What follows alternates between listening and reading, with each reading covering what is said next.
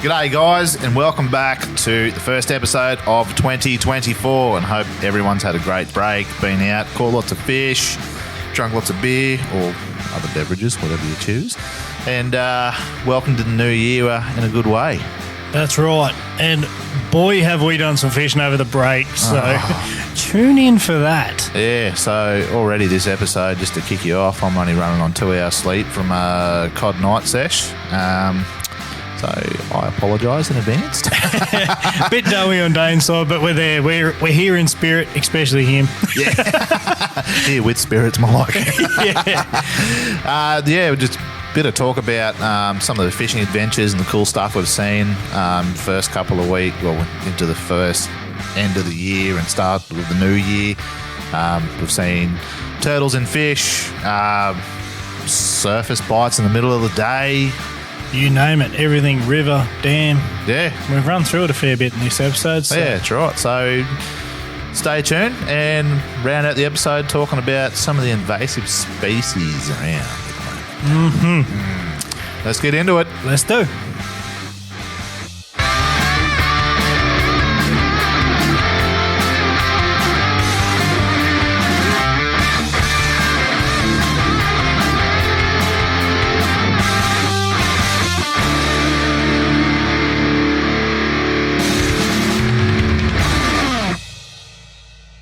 Righto, welcome back to 2024.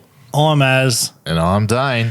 And what a break it has been. Mate, it has been unreal. And I will apologise in advance for my performance on this episode. I've currently just been on a cod night fishing trip and I'm living off a couple of hours sleep. He's a little docile. I'm a little docile and a little run down, a little loopy. So, let's get fun with it. Well, now you've got everyone on edge. How did the cod trip go, mate? No good. Long, reckless night. Long, reckless night, yeah. Went out last night, yeah. Yeah, it sounds funny to say after being awake this long, but went out, started about 3 p.m. Our actual travel time was about an hour from the main boat ramp, and doing 70 k's an hour. That's a long way up river that we went. Yeah, that was a good effort. Actually beached the boat. Yeah, you've had a little fucking oopsie to start the year. Had a bloody good oopsie. Please run me through this. So travelling up river, and I've done it a few times now, getting a bit confident with it, following the river channel. Got a good few tracks there that I'm following, so I'm zooting through 70k, 80k an hour. I can starts getting a bit skinnier, a bit shallower. To be honest, I think it's probably about 5 metres shallower than the last time I went up there, because it was above 100% when I went up there. This is Burrendong, and it's probably at about 70% right now. I guess just hit 70, yeah. Yeah. So getting up to this spot that I want to try and hit, see if it's still in the water. Well, I start slowing down because I go, start looking a little shallow. Slow down, sounder starts kicking in with the depth. 4 metres, 3 metres, 2 metres, 0.5 metres. I went, fuck. Kicked her in the neutral, and as I kicked her in the neutral, we just went, just stopped dead. Like a nice gentle slide onto a beached boat. So I had young Reese with me. He jumped out of the boat for me and started pushing off. But when he jumped out of the boat, he's a tall boy. He's taller than me. He's probably 6'3", 6'4", however tall he is. Yeah, I don't know. Yeah, he jumped off and he went up to his thighs in mud. I went, you're not getting back in this boat with that much money, mate. So he jumped in the boat, washed himself off, and we started heading down from there. Yeah. And what we didn't see in cod, holy crap, man. Up that far, carp are horrendous. You're getting bad up there, or? Mate, it is like, out of all the fishing I've done over the years, especially in impoundments, that is the worst. The worst. It's like apocalyptic up there for carp. And it has been a problem the last, ever since the floods, really. 12 months, 18 months. Yeah. The carp have just... They've booming, man. Yeah. So that up that far, it's nice and muddy. I don't know if that's something I think that's something they really like, just playing around in mud, getting crap out of the mud, stirring it up. So we had sounders in, and for kilometres upon kilometres upon kilometres coming back down the river to try and find good water. It was, you'd see on the sounder, it'd be 2-3 carp for every square metre of water. Yeah. Plus. Then you get those huge spawn balls of carp, which are, 3 metres wide, 3 metres deep. Horrendous. We're chucking 9-inch soft plastics at these carp balls, and they didn't even budge. We were ripping these 9-inch plastics through the carp ball, seeing if we can foul hook one. They didn't even budge. They were just in a spawn mode. And do you know what's even worse? What's that? They're starting to tap 9-inch lures. Yeah? You're not running into them? They're actually following it. They're actually following it. Actually, real quick, the last trip we did, 2 days ago in the river? 3 days ago? Yeah. You had that carp follow that lure I had back to a the boat. carp follow a slickback. And what's that? A week before that, I caught a carp on a 130mm Fury. Yeah.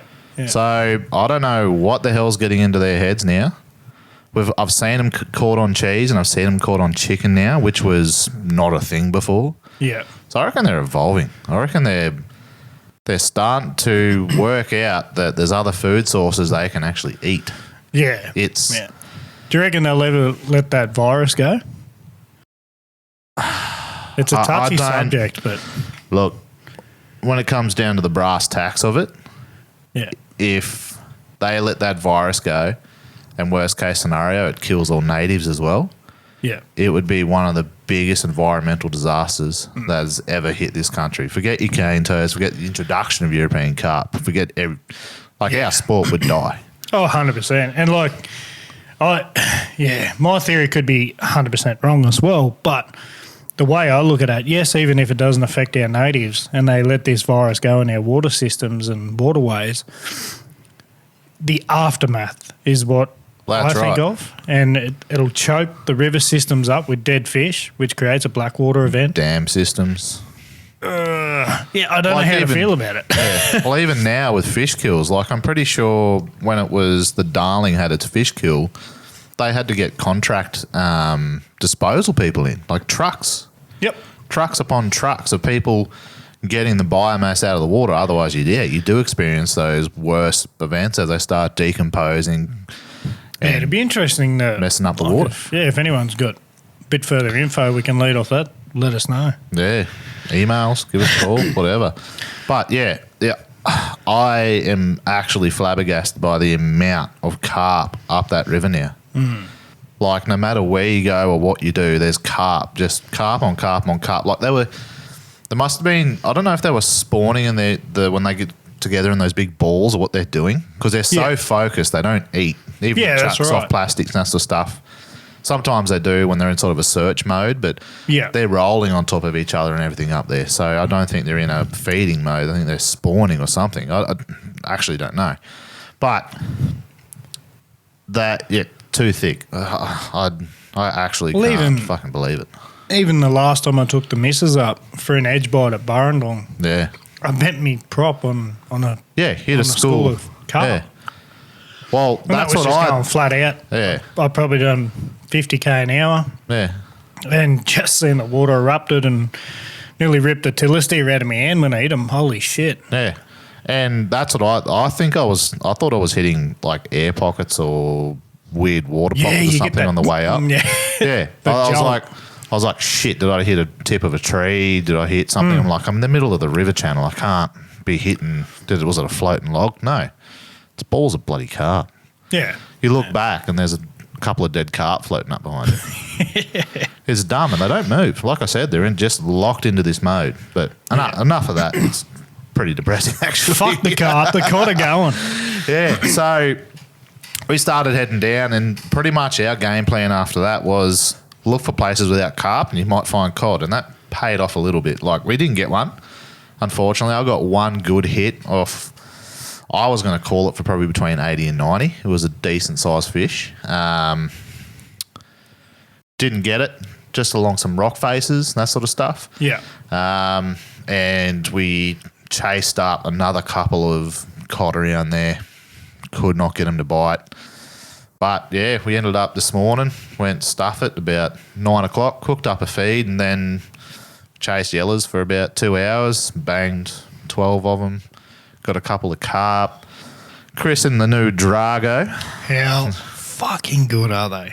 You've been talking up that rod for a very long time now. 18 months to 2 years to be exact. I literally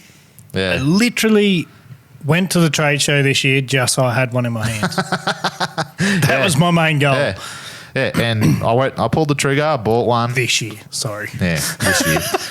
Yeah, I pulled the trigger, I bought one, and it's become my favourite rod very quickly for yellers. That thing is unreal. Yeah. Yeah, it's like I actually hooked probably about a 70 centimetre carp this morning on TN 60 with the Drago, and it's hard to describe with that rod.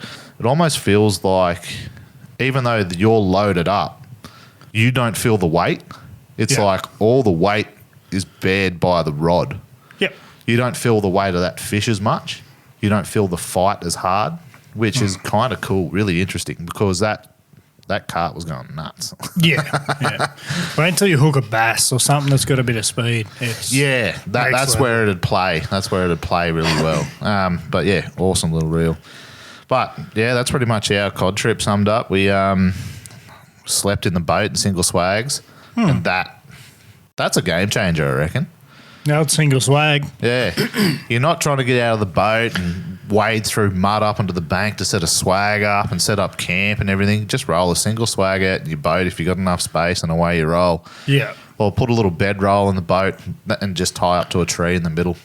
Geez, that was good. Yeah, not as dirty.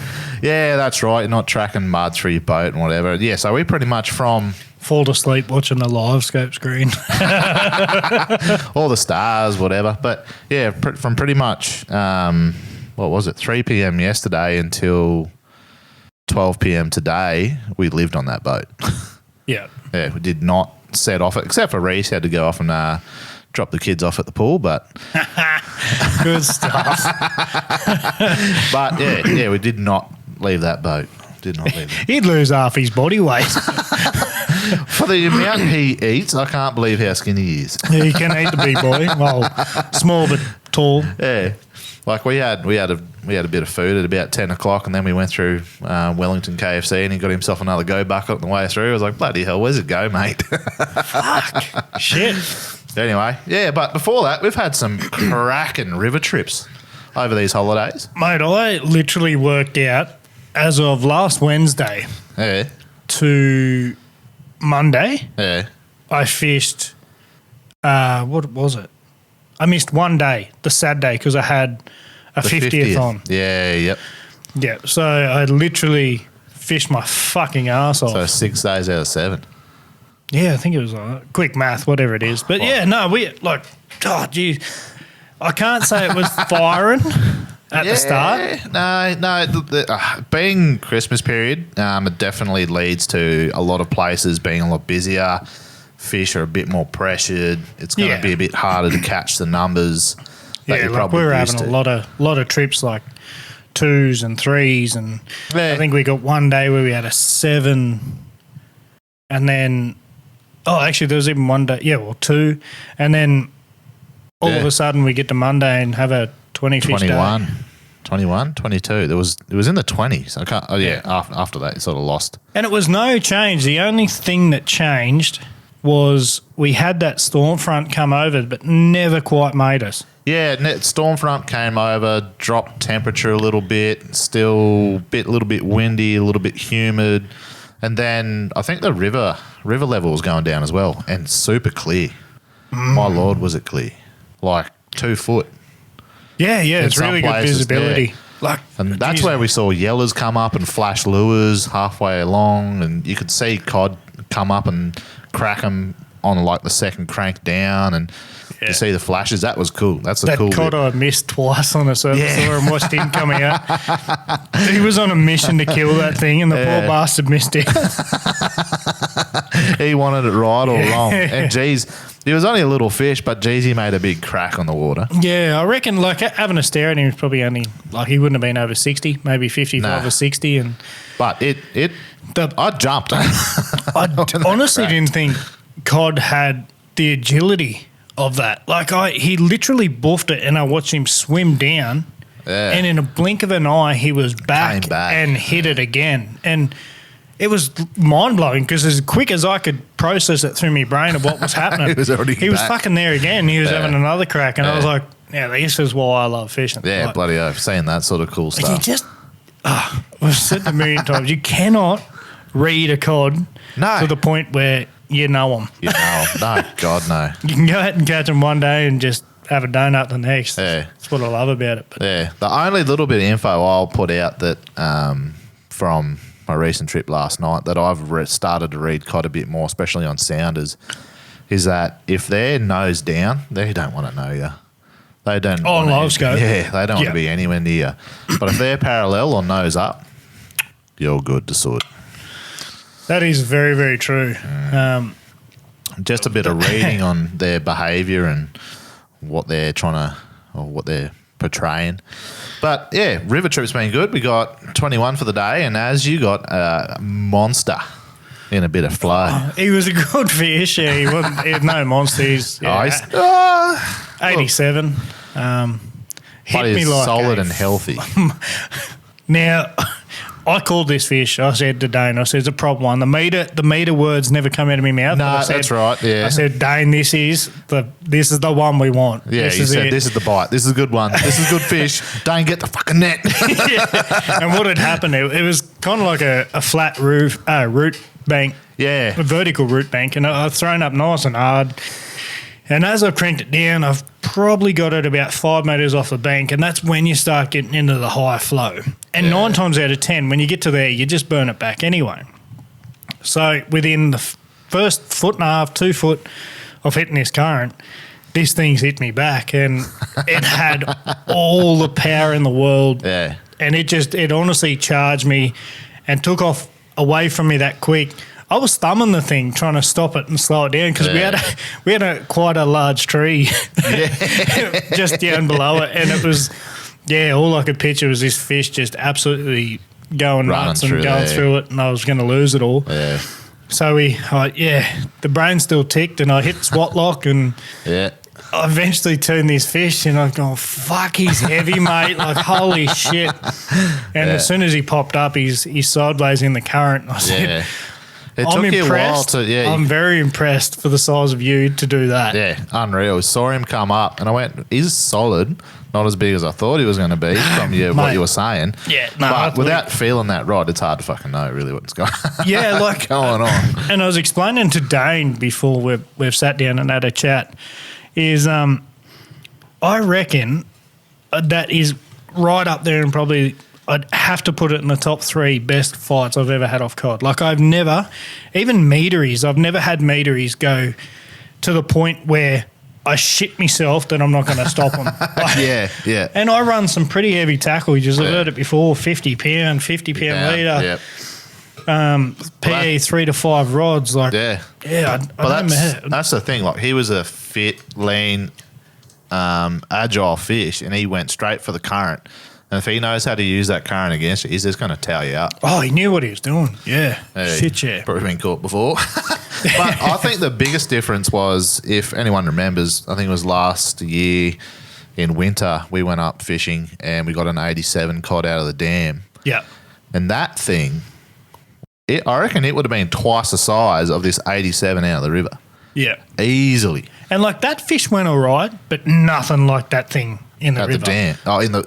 So the one in the river you reckon was better than the one in the dam? Oh, fucking fought way harder. Yeah. Yeah, that was ridiculous, mate. Like, I don't think I've ever hooked a cod and gone and thought about my poundage in my brain going, fuck, is this going to hold it? Yeah, right. Like, the only reason I did with the fella at the dam was because I had 28 pound fluoro. Yeah. A lot of stretch in it. But I've never even to the point of all the meters I've caught in the river, I've never gone, fuck, is my 50 pound going to give up on me here?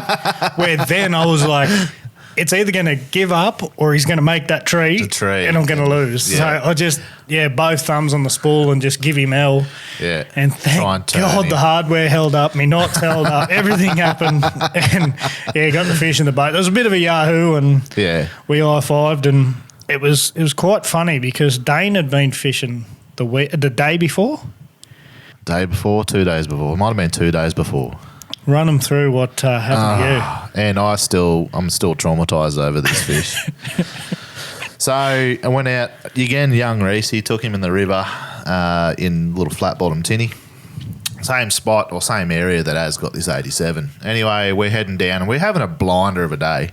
Reese is catching. He caught 3 yellow belly around the 50 centimetre mark out of the river on slickbacks, 100 mil slickbacks, which is fucking cool to see. Ate him at his feet. Ate him at the side of the boat pretty much every single time. Yeah. Came up, made a mess, splashed everywhere. So cool to see. Just watch these things come up and eat. He's catching like mid-70s cods, like quite a few mid-70s cod, a few in the 60s, not many in the 50s, which is cool. So we had a pretty high average day. Yep. Anyway, travelling down, find this big, deep, wide open bend. I was like, we'll have a bit of a crack here. Chucking along, going down, and I chuck in between the bank and this stick, and I just get a thud, and that thing took drag every single time it lunged, and I was like, holy crap, this is big.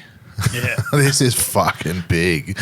Anyway, after that, it didn't have much of a fight. Even after that, it was pretty slow water, so it couldn't fight against the current or anything. Yeah, you lucky bastard. But Reese's quickly got the net there. I got him up the side of the boat, and all I see is this big blue head come out of the water. And I go, that is my new PB. The cross his head would have been between 150 mil, 200 mil. So he's not going a metre. I know he wasn't going to go the metre.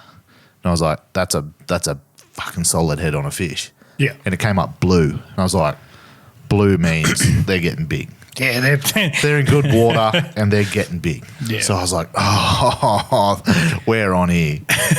So Reese grabs a net. He puts the fish in the net, starts lifting up, and I go, done it. We're good. So I hit the drag, don't I? Then he starts playing up. What I didn't realise when I was talking to Reese in the boat last night was he bent the handle, and that's why a second later, when I didn't have tension on that lure in his mouth, he spat the lure in the net from thrashing around and jumped the net because he bent the net handle. Yeah. And dropped. So I thought Reese must have put it down when he was playing up, but no, he bent it when he was stuffing around in the net. So we were using probably a little bit undersized net. It was, you'd call it a medium large net, not an extra large net. It's sort of like a 700 mil ring, and that's why when we first netted it, we call it for about a 90 because it wouldn't fit in that ring, 700 mil ring. It was probably a 200 mil, 150, 200 mil overhanging that net. So I'd call it for about a 90, which would have been new PB out of the river, and lost him. But it's just one of those things you can't blame anyone. No, these things happen. Awesome to see. Can't claim him as a new PB, unfortunately. He wasn't on the mat, but just heart-wrenching to seeing a big, beautiful fish like that and just swim away. And speaking of nets, I've just upgraded to the most ultimate net I could possibly imagine. You've been talking about this thing. I haven't seen it yet. Fucking shaft, mate. Actually, I think it's in the back of my ute. I'll show you. Well, I'm coming out after this to have a look at this thing. It honestly costs about 170, 180 bucks to build it. But this is a net that is going to do everything you want. So it's a Wilson large folding net.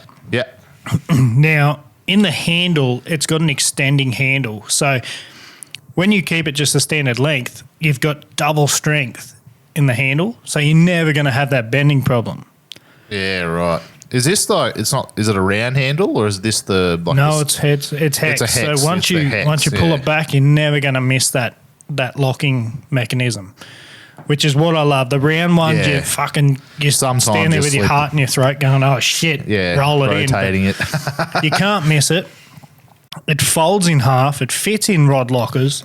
It's good for small boats, but yet the diameter of this thing, off the top of my head, would probably be 850 wide. Yeah, right. So it's large. Yeah, Extra 850 large net. wide, 850 long. Like it's a proper net. Yeah, yeah. But it does come with not the greatest mesh or material. Like Yeah. it's still a silicon coated rubber. Yeah. But yeah, it's real tangly and it's no good for lures. Like that's all I can say. So a few of the boys let me in on this secret, and I'm glad it happened. But you can actually buy the replacement nets for the extra large Wilson nets, which are the proper silicon Real rubber. strong. Yeah, magic solid nets. net. Which are all the cod nets. So Yeah. what I done was took the frame apart and put this big heavy duty mesh on. And mate, this thing is a weapon. Solid as. I reckon this net will last me years. And I mean, even if you ever do bust it, gets sun damaged or worn out, yeah. get a new net and away you go. 'Cause Yeah, that's I doubt the frame's ever gonna. No. Unless you really bang it around. But And it was funny too, because like I can't remember. The missus got a 74. yeah, 74 or something like that. But this gives you an idea of how big the bottom of this net is. The 74 sat upright and straight and was swimming in the bottom in of the the bottom net. of it. And That's awesome. I like that. And because it's like a lot of things that me and Dane do, especially with me 87 I got. Yeah, We netted it. We took the lure out of its mouth and we let it have a swim for a couple of minutes. Yeah, In put the net. back in the flow, get some oxygen through those gills. Yeah. And he was fiery in that net. Jeez, Yeah, was he shit, fiery. yeah. And it just gives you time. The fish starts to relax. You can get your brag mat out, wet it down. Yeah. Get your glove, get your lip grips, whatever you want to do. Yeah. Get your camera ready. Yeah, Then that's you right. get this fish out of the water, go snap, snap, measure, back in. And He's out of the water for less than 30 seconds during that whole Oh, ordeal. yeah. Oh, well, maybe a bit more, depending how many photos you take, but maybe a minute or two. Get the but, right angle. Make him look bigger. Push him out. but he's not flopping around in the back of the boat while you're scrambling for a bloody brag mat and No, that's trying right. to find the phone and trying to get the hook out at the same time. Yeah. And especially in summer months, like you've Yeah, seen when what's it's happening down at Marwala with big fish and Yeah. cooking them on the decks. And Yeah. Yeah. And that's the biggest thing if people don't know. When you do get a big fish in the boat and you've been out in the sun, wet the deck down. Do not put a big girl on a hot carpet or hot tin. Like Because you're literally cooking them. Like some of that tin would be, 50 plus degrees. yeah, shit, yeah. You'll burn them. And they're used to being in, 28 degrees, maybe water sometimes, but Yeah, like, Yeah. and that's hot. Yeah. that's warm. So, And like yeah. our river at the moment, I'm pretty sure like it's 13, 14 degrees. It's cold. Yeah, some of that, the outlet from the dam's definitely cold. So, Yeah, and like we, even down to wetting the brag mat, it not just helps you slide them up and get a right measurement. It cools helps it them. It down. helps them a bit yeah, too. that's so. right. Yeah, So- I'm actually quite proud of me net, to be quite honest. You've been talking about it for a little while I now. might just become full time net man this year. Fuck it. So proud of it. Yeah, but so they're probably our highlights. But I've had a few pretty cool moments over the last couple of weeks. Same here. Yeah, we've had some pretty cool moments in the last sort of week or so. Like when our trip when Az got the 87 that we're just talking about in the river. We were just tying up. It was the middle of the day, like 2 p.m. I think we started. It was 1:21. Oh, that's right. It was 1:21 when we first tied up to this log. And I still had a Xeric Stalker, so surface lure, snake tied onto me rod. And it was real shady and overcast, like we're talking about how it was real stormy. And I went, you know what, just for shits and giggles, I'm going to chuck this stalker up the back of this log area and just gently wind it down.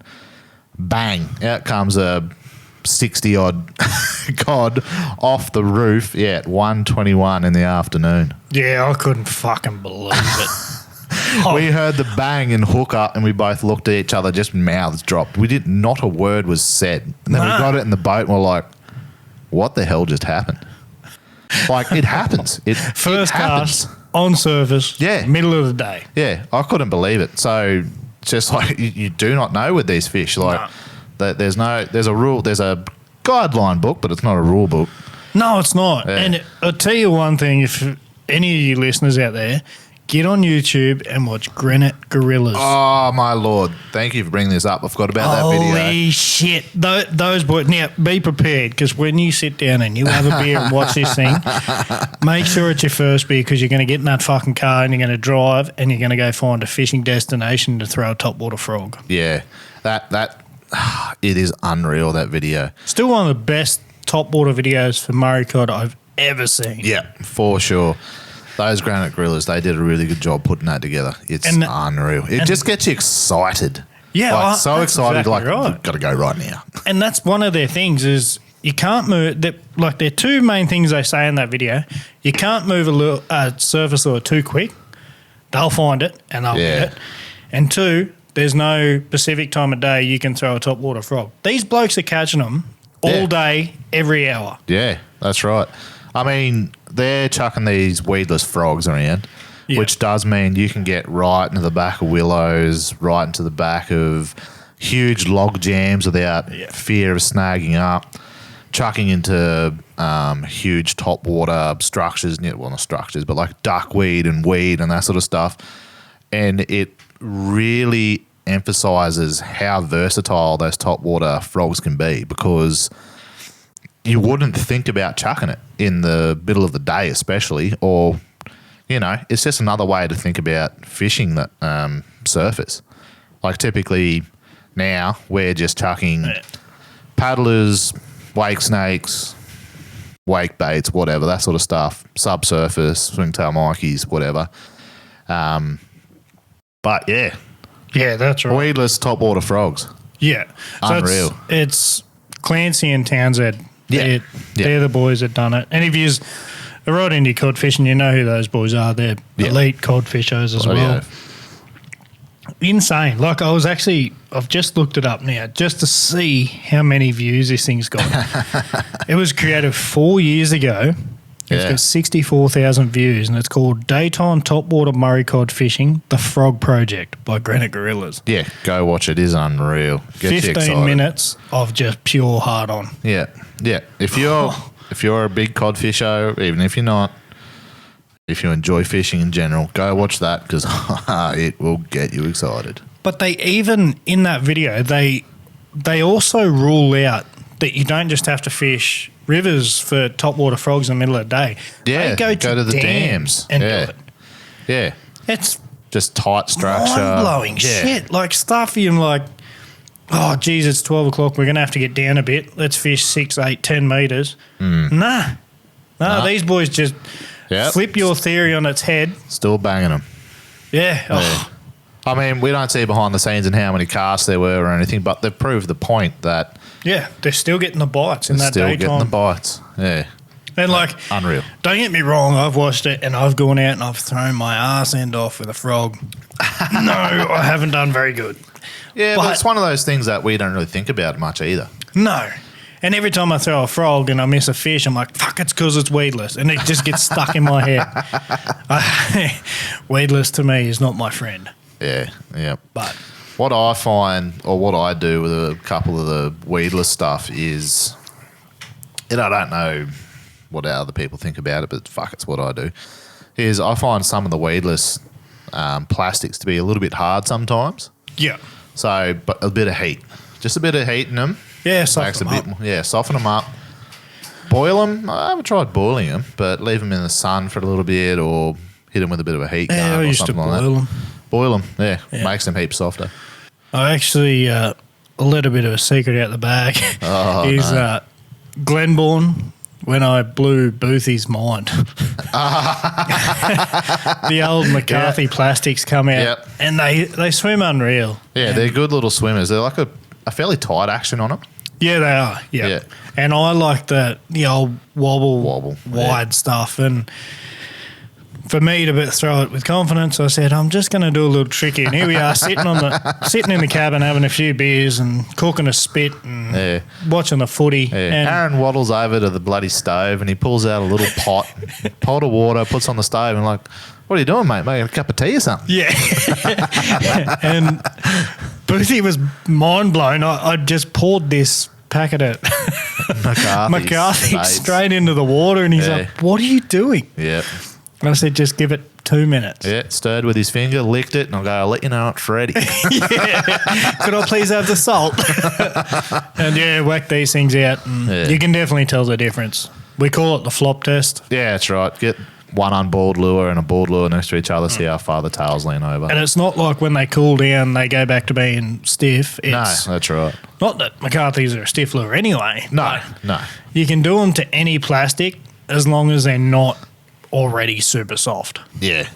You're just going to make it softer and softer. And, I mean, with making a hard plastic soft, you're probably wearing out durability a little bit, but whatever. Yeah. You're picking a packet up for not that much. Nah, like plastics, a deer packet of plastics is what, $14, $15? Yeah, that's right. So you're getting plenty of bang for your buck with soft plastics. Yeah, that's right. Yeah, so that's our pretty much up to date now, what we've been doing on the river, I think. Well, I got schooled by the missus for Did a little ya? bit in the river. Yeah. What's changed? And she was rubbing it in too. I bet she was. She's like, I think it was 4-1 she had me. Yeah. And like she had me 2-1 and then beautiful looking log in the middle of the river. And I threw at it. I had like 4 or 5 casts at it. And I was like, nah. Nothing And my there. rule's like it's one and done type of thing. Yeah. And here she just rolled this slick back over the top and here's this big flash come off. And she was like, was that a fish? And it just come back again. It just jammed her. And that ended up being a 70-odd centimetre fish. That's good. And I'm going, fuck, 3-1. You're starting to get a bit of distance on me now. And we've got this fish out, put her back in the water, play on, let's go. Yeah. She's shaking her lure at the side of the boat to untangle it. Yeah. She's then turned on the other side of the boat, thrown to the bank, got another one. I was like, what am I doing wrong? So, You have days like that, don't you? yeah, When you get in the river with someone in the boat and they're schooling you and you're like nearly using identical lures, chucking identical places, and they're just charging on ahead. yeah. Like, is it a different speed in your wind? Is it what? But you that's start right. to play tricks on yourself. And Yeah. it was kind of good because we'd gone down and like I'm in the last half hour. Yeah. Like it start 8:30, 8:45. We're getting in the late times and I threw up. We travelled all the way back nearly to where we had launched the boat. I said, righto, we'll fish this little corner with hard bodies and we'll switch the service for the last little bit and see how we go. Yeah. Well, then I threw out, banged one, 70-odd, went to the next little inlet, got another one, and I'm like, 3-4, we're on. I'm back. Back in the race. Tied the service on with the old Decker Dodge once again, Yeah. and I would not have had 3 casts of this Decker Dodge. Blew up, thanks for coming, put him in the boat, Yeah. and it was funny. I'd sat down. I was like, I've got 30 metres to the boat. It's 4 all. I can see where this is going. And it was quite funny because there's like the place we went to, it's a mud boat ramp. And I've drifted all the way down to the front of this boat ramp. I've hit spot lock. And she's like, I'll just have 3 casts at all this grass. I said, yeah righto. And here I could literally get out of the boat, step on the ground and walk to my car. Yeah. It was shallow as shit. Nothing good there whatsoever. And Also, you thought. Yeah, she's thrown out. Oh, was that a boil? And I've looked up and I've seen the ripples. And I'm like, holy shit, you've nearly just caught a fish off the boat ramp. Yeah. And she threw back in there and he had one more big slurp and missed it. And like it looked like a reasonable fish. Yeah. And it didn't come back because once he had the slurp, she actually struck and the lure come flying back and hit the boat like a missile. And I was like, oh, that might have scared him. I don't know. And then, he didn't come back and we put it on. So on the way home, I'm like, you realise that would have got you in front if you landed that fish. So I just let her have it. It was cool. Yeah, no, it's Unreal fish, and I even took another fella out, Rawso. Yeah. Never caught cod in the river on lures before. Oh, and right. that was his goal. How good's that? I said, mate, come now. The river's starting to clear up. It's not great, but it's not shit either. Yeah. And, mate, we would have went 2 hours talking shit. And I started getting worried because I'd missed one fish and that was it. For 2 hours, I was like, oh, shit, this is going to be tough. And, It's a bit tough. In a very, very prominent area in Dubbo, like, everyone goes there. Every man his dog. Yeah. So I had the pressure on me. I was like, I should have went somewhere that's not so popular. But anyway, we've hit these rapids and there's a lot of willow trees on the right-hand side going downstream. And I said, mate, if you're good enough, hit the pockets. And he said, what do you mean by hit the pockets? I said, there'll be pockets on the side of the willow trees with a little bit of stagnant water. I said, most of the time you'll have cod sit there in that stagnant water watching shit flow down. Yep. Very first cast in the back of this pocket, he's cranked down, and he's hooked up, and his drag just went off. And I was like, fuck, and the fish, it was gone. I was like, holy shit. So I've hit spot lock, and there was not enough power in my poor motor guide to keep us there. And I was like, fuck, you've got one more shot to get another go in there before we drift too fast. And he's launched back in there, and he was all disheartened, like he thought, I've missed my shot. And then, it's come out and absolutely crunched it. And he's gone from his only way he's ever targeted cod was big swim baits in the dams. Yeah. And now he's got a 6'3" crankbait venom. Yeah. Never caught one on a short rod. And he couldn't believe how much power they've got when you've got a lot less rod. Yeah. And he ended up hooking it. It was low 70s, mid 70s or something. Yeah, I think you said like 72. Yeah, I think it was. Memory. Just over 70 or whatever it was. I remember seeing, you sent me a photo of this fish directly after your trip, and I went, what the hell? Yeah, it had a turtle in it. Yeah. It ate a turtle. Yeah, you could its guts this is one of the fattest cod I've seen. I've seen some, I got sent a picture of a guy with a really dark cod, and it was 60 centimetres, but it was as deep as the brag mat. Yep. But this 72 gave it a bit of a run for its money. Yeah, and it's... Jeez, it was thick. Like, I'm telling him, mate, that's a good river fish because, like, you don't... And he's like, yeah, I'm pumped. He said, mate, I couldn't care if it's 30 centimetres. Yeah. And as we're getting photos of it, I'm like, you could feel the shell of this turtle in his guts. Yeah. And you could almost see the outline of it. Yeah, it was proper stretched. He should have had stretch marks. And I'm feeling the diameter of this, turtle shell, and I'm like, how the fuck did it fit in that fish's mouth? Yeah, well, from the photo, I was guessing that the diameter of the turtle shell was probably like 150 mil. Oh, yeah. Maybe a bit bigger. Yeah, I reckon it was probably closer to 200. Like, it was... That's a big turtle. Yep. That's not a big turtle, but it's big for a cod at that size. Yeah, for a 72, you can't fit your fist inside a 72's mouth. No, shit, no. I reckon he's had a go at this thing and gone, fuck, if I don't swallow it, I'm dying. Yeah. And he's somehow pushed it into his guts and then chased the lure in fast-flowing water twice to eat it. While that stuff's still sitting in his guts. Yep. That's nuts. But even thinking about that, cod can obviously digest some pretty serious stuff. Yeah, for sure. But how did you go with a turtle shell? Yeah, we're going to take a bit, eh?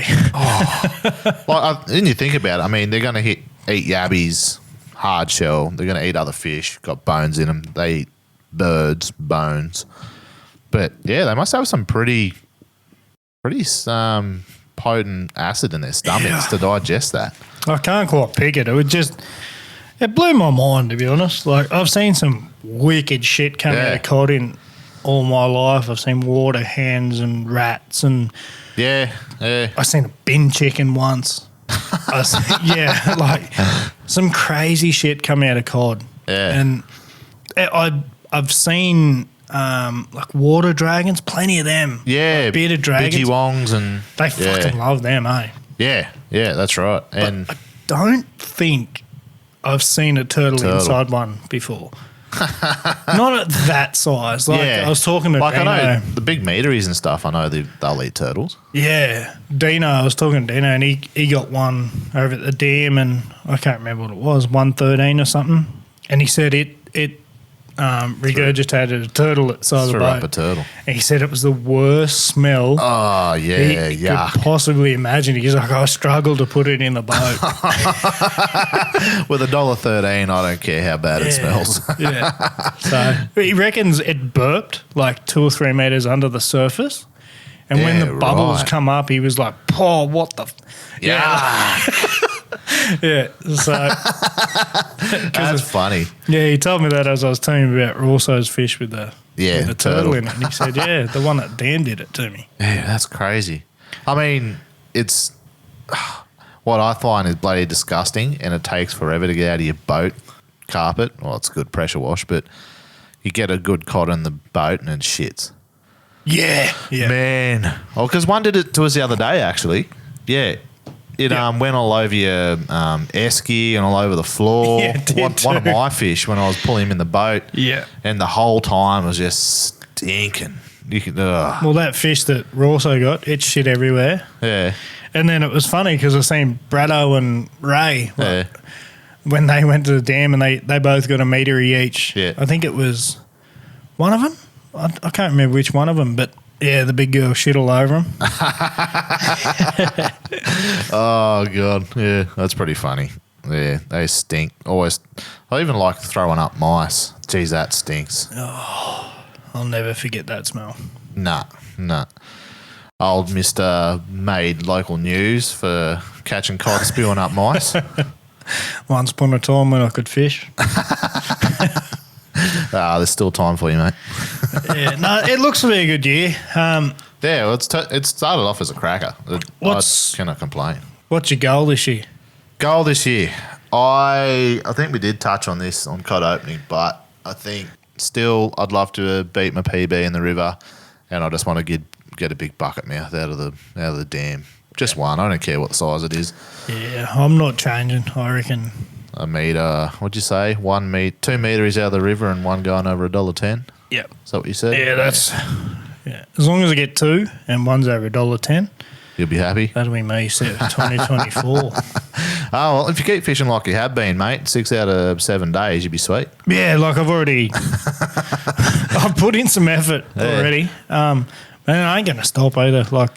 No, Also- these holidays, I'm run ragged at the moment. Yeah. Like, You can to be probably quite hear it in honest, your when voice. I walked into this podcast room, I tried to talk Dane into going for a fish instead of shouting on the mics.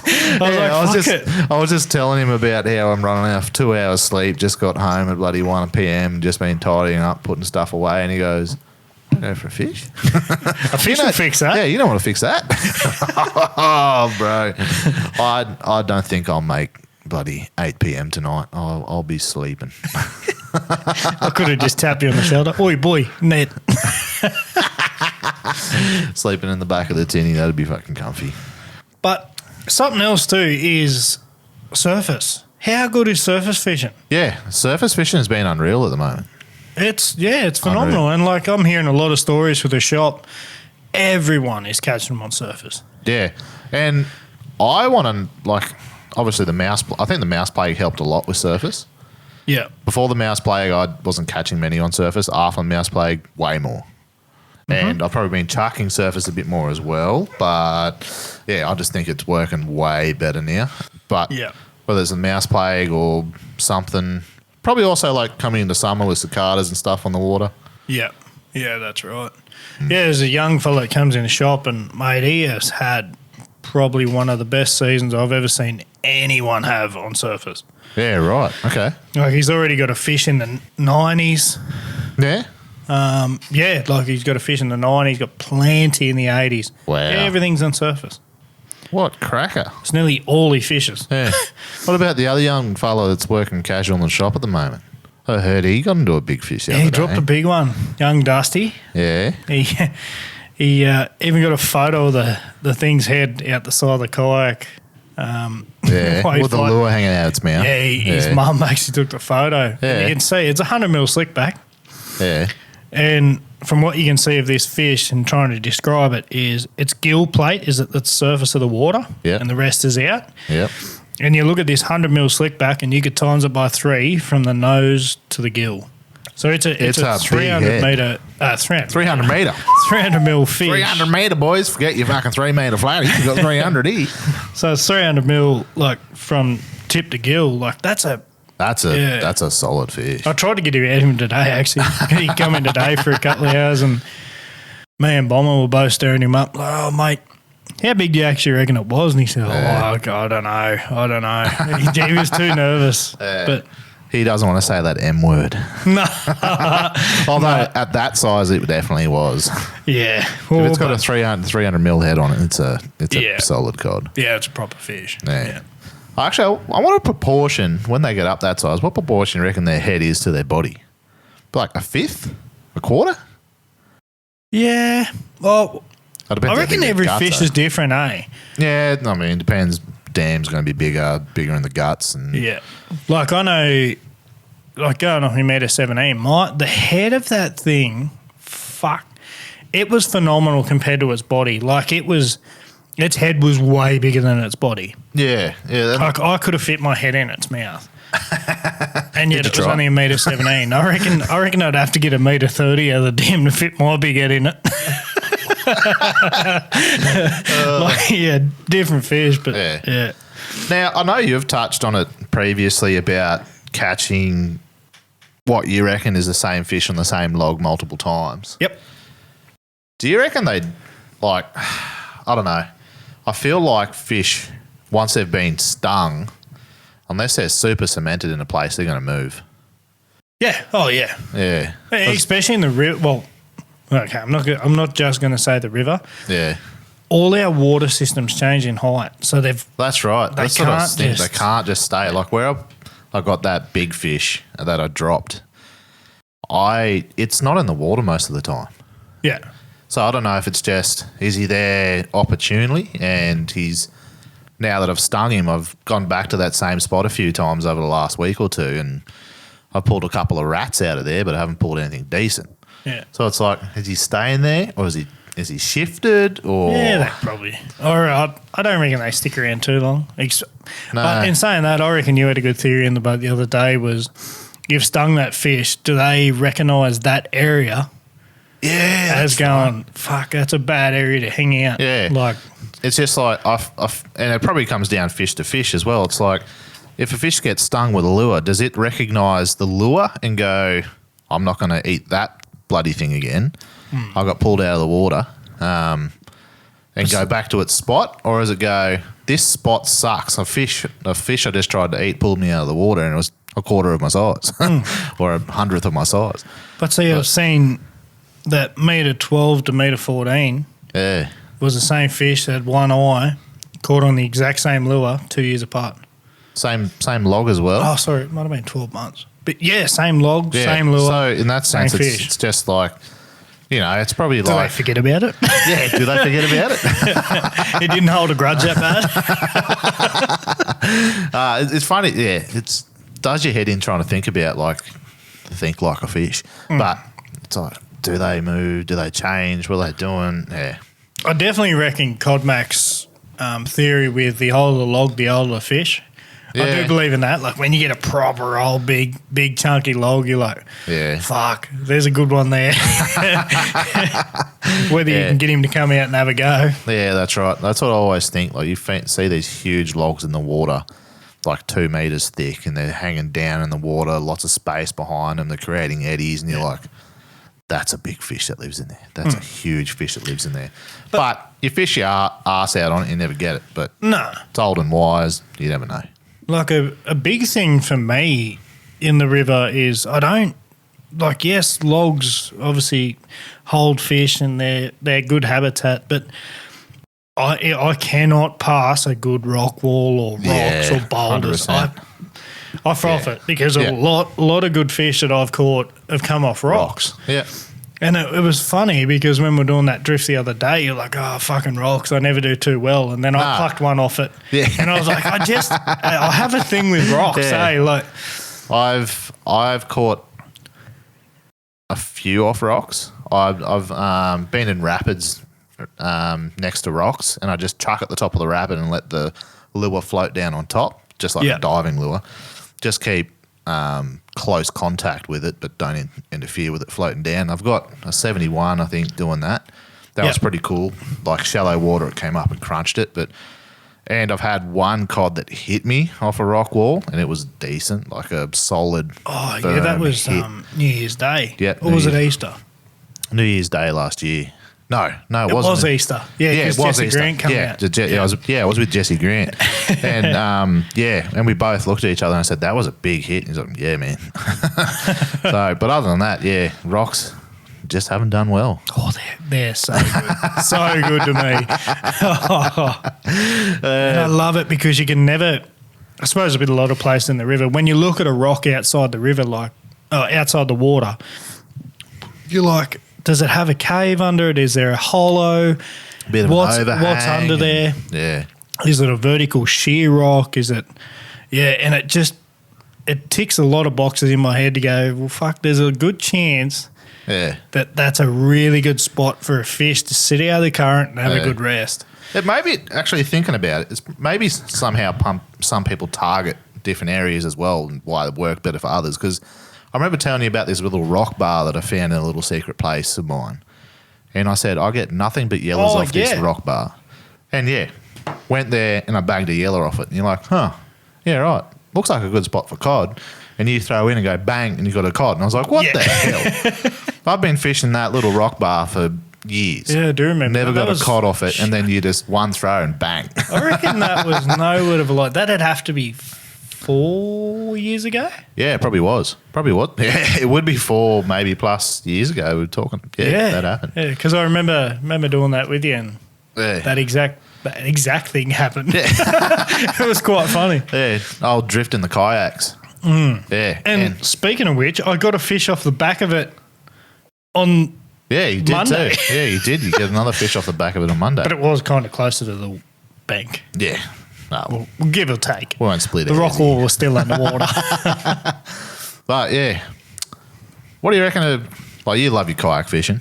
Proper. Not that I'm built for it anymore. No, it's a bit of a more fit man game, I reckon. Fuck. Yeah. But I don't do as much kayak fishing anymore for the pure reason of I don't want to deal with a big fish in a kayak. It's the best, mate. You want a good adrenaline rush, you hook a metery in a kayak and... Because your meter 17 was in the kayak, wasn't it? Meter 17, my meter 12, my meter 8, all 2 meter 2s. Yeah, like they've all been in my kayak. That sends shivers up my spine. Yeah. Like trying to deal with a fish like that, plus you're dealing with the current, you're trying to paddle, trying to deal with the rod, trying to deal with the lure. Mm-hmm. I'm just like, you need 8 arms. Do you want to hear a good story about one on a gantrel in my kayak? Righto, let's go. So I was paddling upstream and I threw against this log and like, you know when you throw on the high side of a log, you got to wind pretty quick to not go under the log and get snagged. Yeah. I threw this unweighted gantrel. Like it was pretty close to midday. It was pretty hot and sunny. Threw up on the top side and I wound like shit and all of a sudden it just went thump and stopped and I was like, oh dear. I thought I had literally thought I wound it into a stick and then it moved. It just started powering upstream and I'm like, oh that's shit. Not a stick. Like, yeah, this is one. Yeah. I remember I got him up, realised he was a good fish and I said, oh geez, he's going to go close to a metre. Like he's proper and had my cousin paddle back down around the other side of the tree. And at this stage, I've gone to swing my kayak around and try and get it in the current to get pushed down to a sand beach that was about 30 metres below us. Yeah. Well, as I've spun around, I've fucking beached myself on the top of this log. I couldn't move. So I've got this fish out in the current, and I can't physically pull him without pulling the hooks out. Yeah. And I'm stuck on this log, and I'm like, sorry, Corey, this is up to you. You're going to have to lip grip my fish. And he was like, what do you mean? I said, you literally, I can't move and I can't pull him to me. Yeah. So you could see the worry in his face too because he had to grab the leader and like lip grip this thing. And after he lip gripped it, I've shuffled myself off because I could put my rod down and everything, and we paddled to the bank. And I said to him, have a look at that fish and tell me if it's a metre. And he's like, I think it is. And I was like, sweet, that's all I want to know. And we went over and, it was a metre too. And that's probably the scariest bit when I didn't have control. Yeah, that's right. Like a lot of them. Because you're dealing with a big animal. Yeah, yeah. You're dealing with a powerful animal. 2 kicks of their tail, mate, you're a metre away from where you hooked him. And like you get dragged around a lot easier. Yeah. Well, even talking to some old blokes now, when they were fishing back in their heydays, they're talking about having a 4 metre tinny in the river and being pulled around in that. Yeah. So a kayak for them is just like whatever. I seriously don't reckon there's a better way to catch them with adrenaline. Like kayak. Because you got to think a lot more. You still got to balance yourself. You still got to control which way your kayak's facing. Yeah. Watch your paddle don't sink. Like, it's just a lot of shit running through your head. Where's my lip grips? Yeah. Where's the bank I'm going to pull up to get this fish on my lap? Like, it's all ticking as all this is happening. Like, I remember, I think it might have been me metre 12. I ended up, once he was buggered and he was near the kayak, I'd wound my drag completely and just had all thumb. Because he had, I can't even remember what lure he was on. Might have been about 100 mil orgy. And I could see how well he was pinned and he wasn't getting off. So I went back to just thumb work. And I was pulling him back, and if he wanted to run, it was all my thumb. I was in control of him.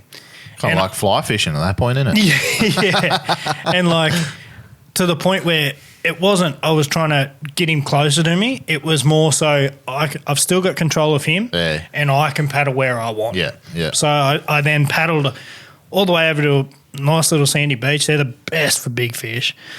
And after that, it was crank the drag up, bring him in that last 10 metres, whatever. It kept him nice and close to myself, but... Yeah, mate, you got to do it. Just catch one in the kayak. Yeah, I've got some decent fish out of the kayak, like some good 70s, not low 80s, but some good 70s out of kayaks, and it's good fun. Yeah. I've caught, actually, one good fish that I caught in the kayak was a carp. He was probably an 80 centimetre carp. Oh, wow. He dragged me around in that kayak. I was tied off to a log and I was fishing along this log with just bait worms. I was probably only like 17 at the time. Yeah. And when he hit me, it rolled my kayak to the left into the current, so water's rushing over my lap. And I'm like, and I went, oh, shit. And just out of luck, this thing started cutting water upstream.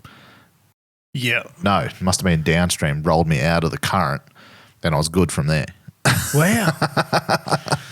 But, yeah, it tried to tow me around. Lucky I was attached to that log because I reckon it would have. Jeez, it was a strong fish.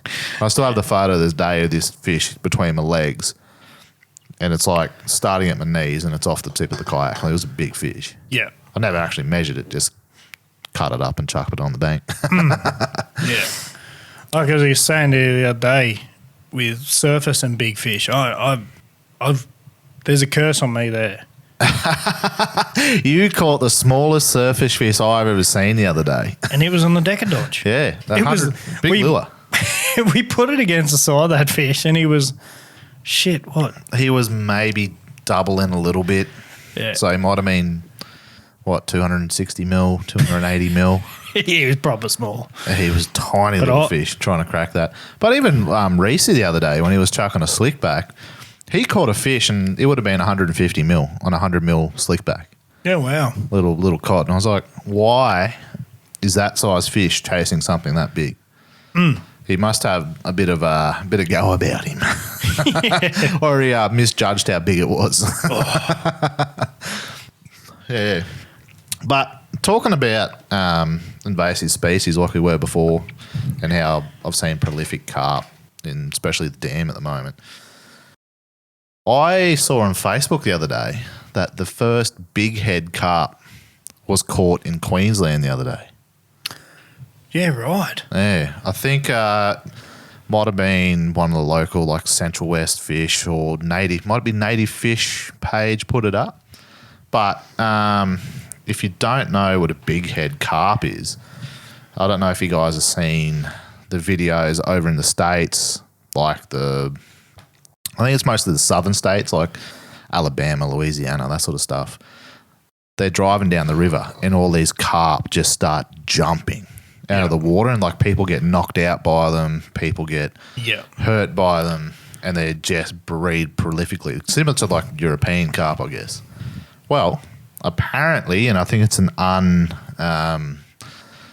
unverified source, but one was caught in southern Queensland. Shit. Yeah, and they believe that if there's a pair and they start breeding and it gets through the system, they reckon it'll be worse than European carp. Yeah, well, they get, like, it's ridiculous over there. Yeah. Like, there's not just 4 or 5 jumping at the boat. There's fucking hundreds. Hundreds and hundreds. It's like what you'd see now on the dam, just littered everywhere, but they jump out of the bloody river all the time. So that's a bit scary to think about. Yeah. And you blew my mind earlier when we were just talking off air about this, about peacock bass. Yep. I did not realise that they've actually caught and documented a few specimens of those in Mackay. Yeah, Mackay. Yeah. Yeah. Yeah, a couple of peacock bass. I think there was 2 in 2019. Yeah, that's right. It's saying like a 420 and a 395, 2 big males, like the big, bright, colourful peacock bass caught in Mackay in one of the local swamplands or something like that. What was it? Yeah. Yeah, I can't remember. But it's just like, we've already got there's tilapia that are already doing damage. Yeah, tilapia up in Queensland are like redfin. It's just like, who is doing this? Who's bringing these fish in? Yeah.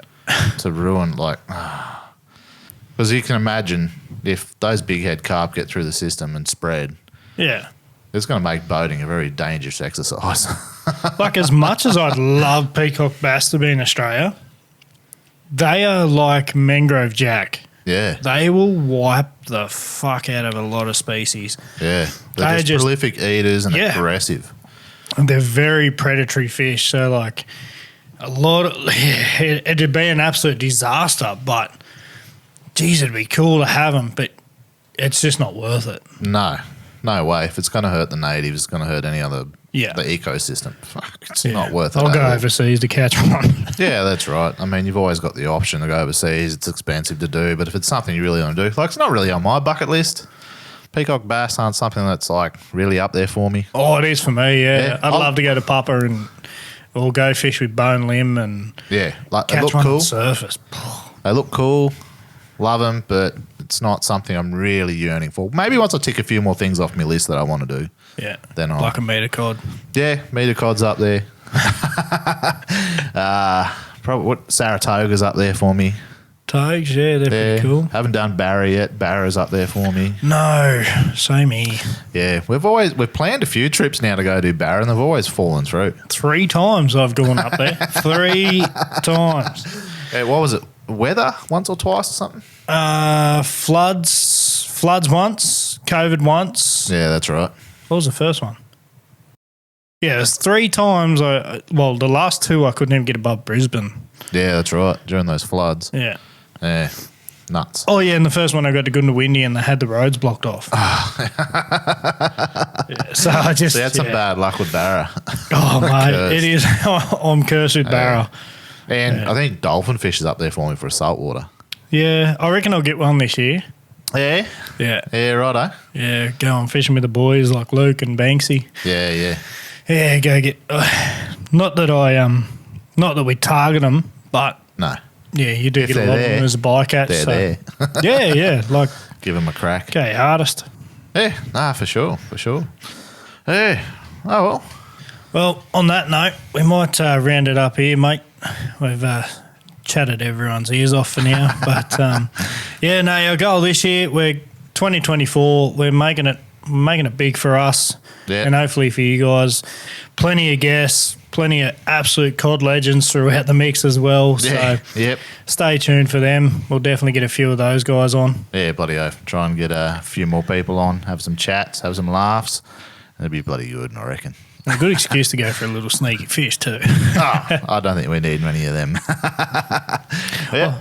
Hope everyone had a safe break and enjoy the rest of the 2024 and get into a few. Hear our ear bashing every fortnight. Let's go. All right, catches. See you later.